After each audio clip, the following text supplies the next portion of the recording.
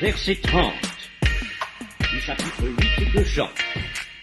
Comme Jésus parlait ainsi, plusieurs crurent en lui. Et il dit aux Juifs qui avaient cru en lui, si vous demeurez dans ma parole, vous êtes vraiment mes disciples.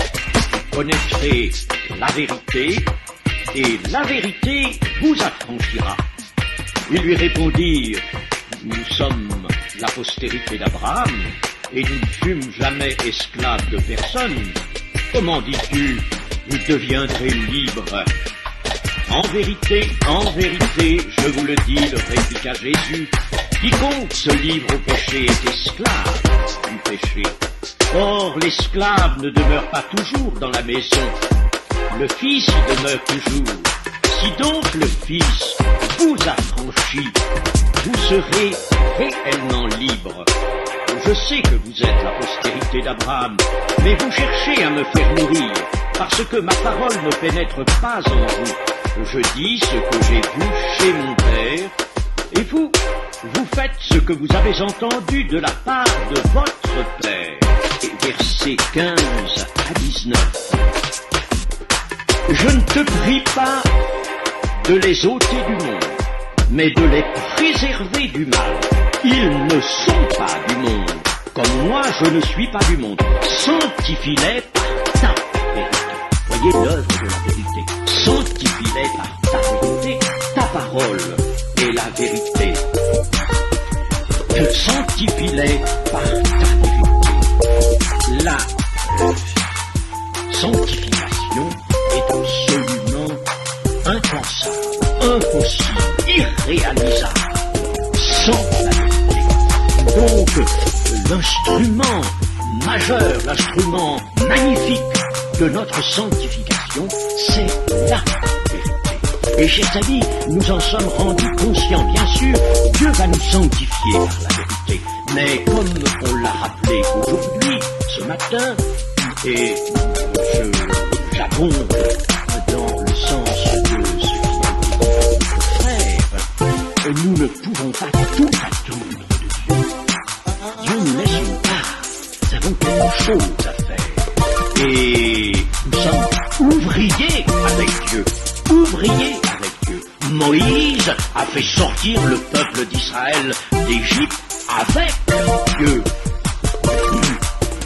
S'adressant à Moïse, Dieu dit, ton peuple que tu as fait sortir du pays d'Égypte, et Moïse, ensuite parlant à l'Éternel, dira, Seigneur, ton peuple que tu as fait sortir du pays d'Égypte, qu'est-ce qui a fait sortir le peuple du pays d'Égypte? C'est Dieu et Moïse, ensemble.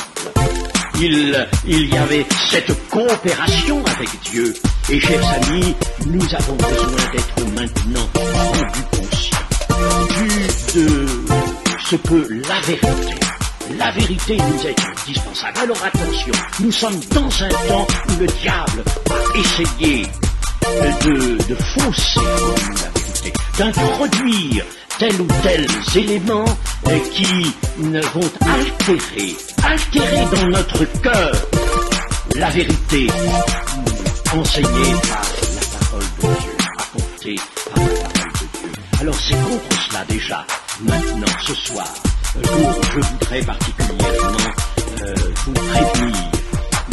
Attention, le monde insinue toutes sortes de choses. Ce ne sont pas des philosophies tellement élaborées. Ce sont simplement des mots d'ordre. Ce sont des exemples proposés.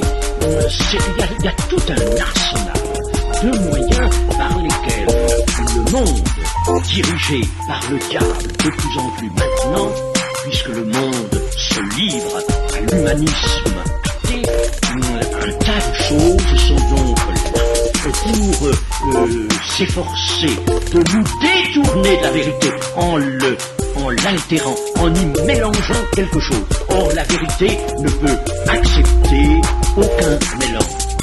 Rien, absolument rien. Et c'est précisément le risque devant lequel nous sommes placés maintenant. La vérité en nous ne peut être altérée.